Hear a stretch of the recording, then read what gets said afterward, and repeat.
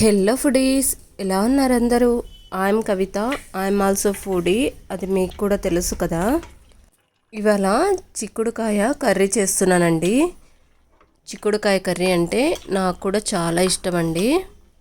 అందులో నేను చేసే ప్రాసెస్లో అయితే ఈజీగా అలాగే టేస్టీగా ప్రిపేర్ చేసేయచ్చు. చిక్కుడుకాయలు హెల్త్కి కూడా చాలా మంచిదండి. ఇవాళ చేస్తున్న కర్రీ అయితే చాలా అంటే చాలా టేస్టీగా ఉంది. ఇలా ట్రై చేస్తే మీకు కూడా నచ్చుతుందని అనుకుంటున్నాను.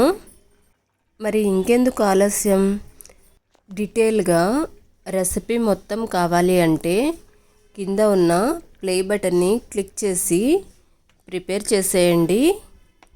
అలాగే కర్రీ ఎలా వచ్చిందనేది కామెంట్ చేయండి. మీకు కూడా నచ్చితే మాత్రం లైక్ చేసి షేర్ చేసి సబ్స్క్రైబ్ చేసుకోండి.